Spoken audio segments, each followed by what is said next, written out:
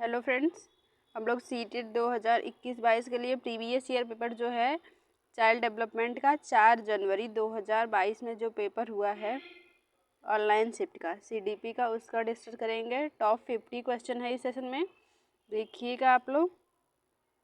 ये बहुत इंपॉर्टेंट है, इससे रिलेटेड 1-2 क्वेश्चन हर एक शिफ्ट में बना है। ये 4 जनवरी का पेपर है, आप लोग मैच भी कर सकते हैं। चलिए फिर स्टार्ट करते हैं पहले क्वेश्चन से। निम्नलिखित में से कौन सा स्थूल कौशल के उपयोग का एक उदाहरण है? Gross motor skill. इसमें पूछ रहा है कि कौन सा स्थूल कौशल का एक उपयोग का एक महत्वपूर्ण उदाहरण है। ऑप्शन पढ़ते हैं। एक पैर पर संतुलन करना, एक मटर की उंगली को दबाना, एक मटर को उंगलियों से दबाना, किताब के पन्ने पलटना, पेंसिल पकड़ना। इसमें पूछा स्थूल कौशल, जिसमें स्थूल कौशल में पूरी बॉडी जो बड़ी बड़ी मांसपेशियां होती हैं उसमें समन्वय की ज़रूरत होती है, मतलब पूरे बॉडी का जो प्रयोग होता है। इसमें ग्रॉस मोटर स्किल, एक पैर पर संतुलन बनाना। इसमें एक पैर पे आप संतुलन बनाएंगे, एक पैर को उठा के एक पैर पे खड़े रहेंगे तो पूरी बॉडी आपकी रिएक्ट करेगी। और ये जो एक मटर को उंगलियों से दबाना, ये फाइन मोटर है, सूक्ष्म कौशल ये है। ये भी किताब के पन्ने पलटेंगे आप एक हाथ का प्रयोग करेंगे, पेंसिल पकड़ेंगे तभी भी आप एक हाथ का प्रयोग करेंगे। इसका सही आंसर हो जाएगा एक पैर पर संतुलन बनाना। दूसरा क्वेश्चन है, विकासात्मक परिवर्तन किसका परिणाम है विकासात्मक परिवर्तन जो होता है वो किसका परिणाम है?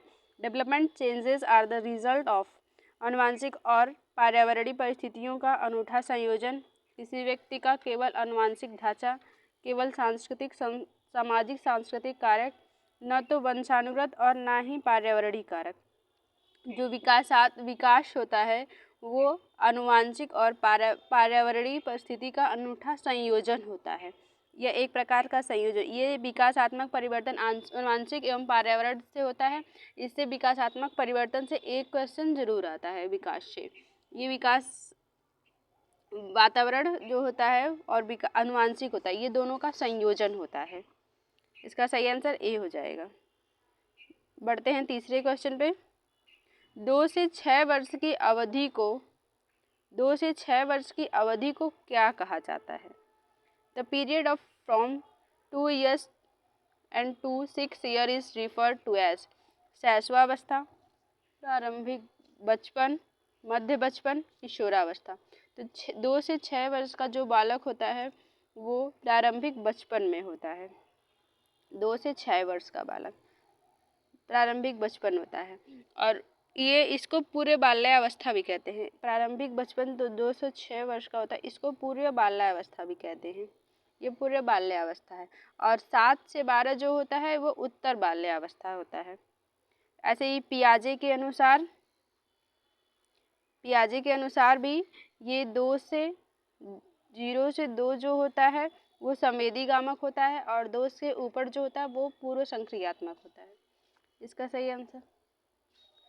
सही आंसर बी हो जाएगा, इसका प्रारंभिक बचपन। चलिए फिर देखते हैं चौथा क्वेश्चन। वाइगोत्स्की के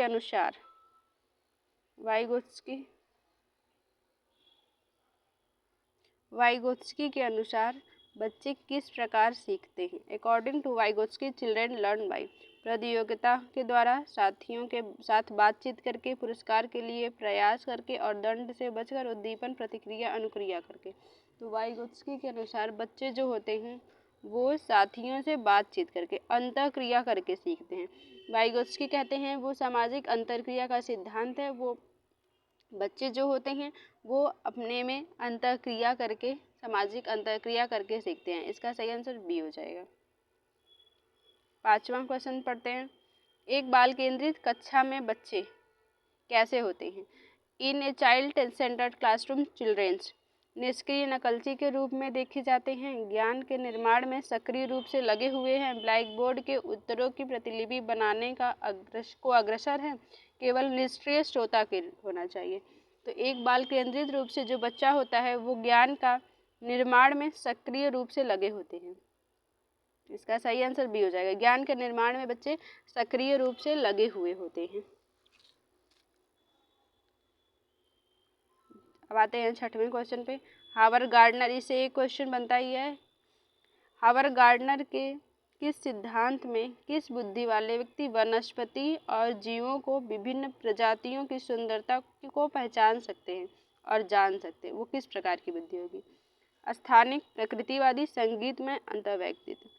तो हावर्ड गार्डनर जो होते हैं वनस्पति और जीवों के जो पहचानते हैं वो प्रकृतिवादी होते हैं। प्रकृतिवादी में किसान प्रकृतिवादी बुद्धि में आते हैं। इसका सही आंसर बी हो जाएगा। इनके बहुत 8 प्रकार की बुद्धि हैं हावर्ड गार्डनर के।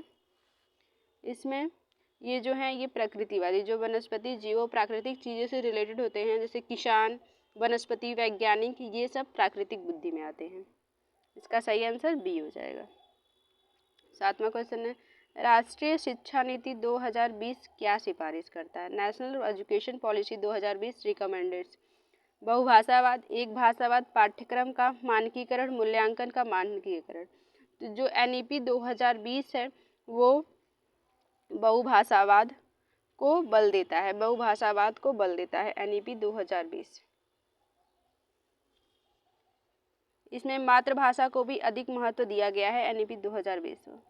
8वां क्वेश्चन पढ़ते हैं, एक शिक्षिका यह धारणा रखती है कि लड़के अधिक बुद्धिमान और जोखिम लेने वाले होते हैं और लड़कियां आज्ञाकारी और ईमानदार होती हैं और उनके अनुसार व्यवहार करती है। यह किसका उदाहरण है? जेंडर पक्षपात का, जेंडर स्थिरता, जेंडर समता, जेंडर समानता। तो ये लड़के और लड़कियों में भेदभाव कर रही है, तो ये जेंडर पक्षपात का। इसका सही आंसर ए हो जाएगा। 9वां क्वेश्चन है, समावेशी कक्षा में बच्चों के लिए क्या जरूरी है? लचीला शिक्षा शास्त्र, अगम्य इमारत, अनम्य मानसिकता, मानकीकृत पाठ्यक्रम। समावेशी शिक्षा में जो बच्चे होते हैं वो दिव्यांग बालक और सामान्य बालक दोनों की आवश्यकता को मद्देनजर रखते हुए भी उनका शिक्षा शास्त्र होता है, तो लचीला होता है। ये लचीला शिक्षा शास्त्र होता है। इसका सही आंसर ए हो जाएगा। 10वां क्वेश्चन है, प्रारंभिक कक्षा में शिक्षण अधिगम प्रक्रिया के लिए निम्नलिखित में से कौन सा दृष्टिकोण बेहतर है? बिना समझे नकल करना, करके सीखना, निष्क्रिय रूप से सुनना, रटकर याद करना। प्रारंभिक कक्षा में बच्चों शिक्षण अधिगम प्रक्रिया के लिए बेहतर दृष्टिकोण करके सीखना, लर्निंग बाय डूइंग, करके सीखने में महत्व दिया जाता है। 11वां क्वेश्चन है, निम्नलिखित में से कौन सी स्थिति सीखने के लिए आकलन को नहीं दर्शाती है? ऑप्शन पढ़ते हैं। छात्र सक्रिय रूप से सोचते हैं कि वे कहाँ जा रहे हैं, कहाँ कैसे पहुँचे। दूसरा ऑप्शन है, शिक्षक सीखने को सुसाधित करने के लिए रचनात्मक गुणात्मक प्रतिक्रिया देते हैं। प्रदर्शन बढ़ाने के लिए छात्रों के बीच लगातार तुलना की जाती है। रचनात्मक मूल्यांकन के कई तरीके जैसे सहकर्मी और मूल्यांकन का उपयोग किया जाता है। इसमें पूछा है कि क्या नहीं दर्शाता है। इसमें निगेटिव आंसर, अब देखते हैं इसमें निगेटिव, वो छात्र सक्रिय हैं, ये पॉजिटिव आंसर है, ये नहीं होगा। शिक्षक सीखने को सुसाधित एवं रचनात्मक गुणात्मक प्रक्रिया है, ये भी निगेटिव, अरे ये पॉजिटिव है, ये नहीं होगा। प्रदर्शन बढ़ाने के लिए लगातार तुलना कंपैरिजन जो है निगेटिव है, इसका सही आंसर सी हो जाएगा। बच्चों में तुलना नहीं करनी है। 12वां क्वेश्चन है, सामग्री को कई तरीके से प्रस्तुतिकरण करने के प्रावधान से निम्नलिखित में से किसके समावेशन में मदद मिलेगी? जो सामग्री होती है किस बच्चे को मदद मिलेगी, ये पूछा गया है इस क्वेश्चन में। देखते हैं फिर ऑप्शन पढ़ते हैं। श्रवण बाधित छात्र को, दृष्टि बाधित छात्र को, अधिगम कठिनाइयाँ महसूस करने वाले छात्र को, गतिमान दिव्यांग वाले छात्र को। सामग्री के प्रस्तुतिकरण से इन सारे बच्चे जो श्रवण बाधित हैं, दृष्टि बाधित है, अधिगम में कठिनाइयाँ महसूस कर रहे हैं, दिव्यांग, इन सारे बच्चे को मदद मिलेगी।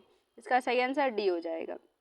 जो श्रवण बाधित है वो सुन नहीं सकता है लेकिन वो देख सकेगा, दृष्टि बाधित है वो देख नहीं सकता है लेकिन सुन सकता है, ऐसे इनको मदद मिलेगी सामग्री से। इसका सही आंसर ABC दोनों, डी आंसर सही हो जाएगा 4।